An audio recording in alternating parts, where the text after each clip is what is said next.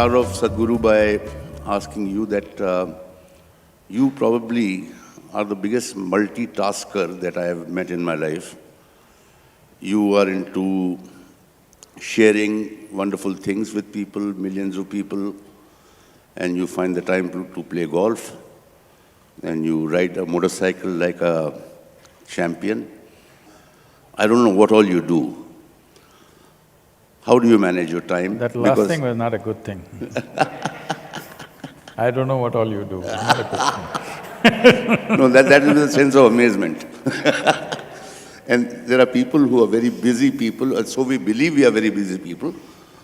We would like to know as to how you manage your time and what is the kind of advice you would like to give us so that life beyond work is a lot more meaningful, at least a little more meaningful than what we lead, a little closer to the kind of meaningful life that you lead. From what I observe from people, as I travel more and more, meet various kinds of people in business, academics, science, and regular people all over the world, what I see is most people in the 24 hours that we have per day, they're more preoccupied than busy. That is, their own thoughts and their own emotions are such a big issue that most of their time is spent dealing with that. They may be working, but in their work, a lot of struggles are within themselves. If you are in any kind of sport or any creativity, you would know that a little struggle means your ball will go somewhere else, your ragam thalam will go somewhere else, your painting will go somewhere else, nothing will happen properly. Or in other words, what could happen very simply, unfortunately happens with lots of difficulty. This is mainly because they have been given a phenomenal gadget or a phenomenal machine, which is the human mechanism, above all, a phenomenal dimension called the mind. They are trying to operate this phenomenal machine or a gadget or a computer, if you'd like to call it, without reading the user's manual. Every day struggling with their own stuff, and it doesn't get solved before they're 20 or something. Till their last day on their deathbed, they're still struggling with the same things, their thoughts and their emotions. If they learn to sort this out very early in their life, I'm sure they can work half the number of hours that they're working and be a lot more productive than the way they are right now. My effort is to bring this possibility to people's lives, that you can live life with ease, not with struggle.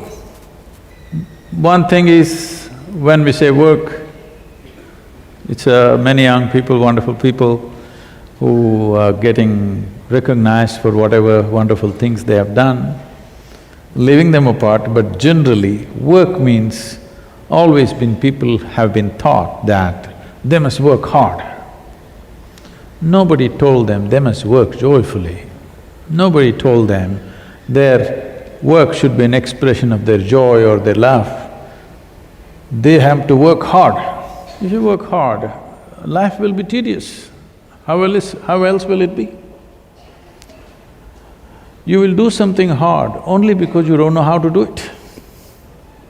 If you know how to do it, you would do it with ease.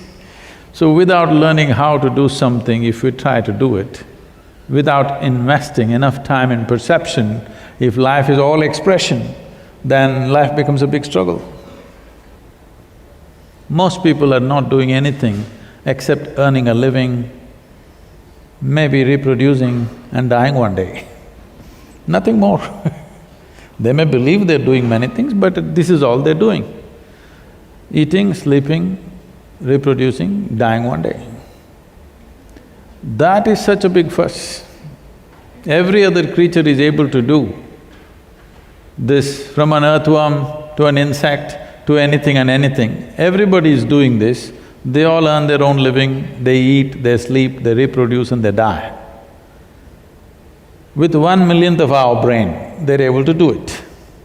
With this big brain, human beings are struggling not with the things that they're doing, they're struggling with the brain itself. Their own intelligence has become a serious problem. What is the biggest boon in our life? What is the greatest benefaction in our life? Which is our intelligence. This has become a problem because they don't know how to hold it, they don't know how to use it, constantly it works against themselves. When I say it works against you, people may call all kinds of names, may use all kinds of words to describe this. They may call it stress, they may call it tension, they may call it misery, they may call it depression, they may call it anxiety, they may call it madness. Essentially, it's your intelligence turned against you.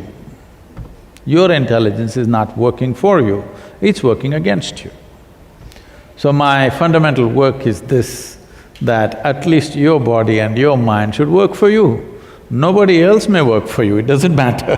At least your body and your intelligence must work for you.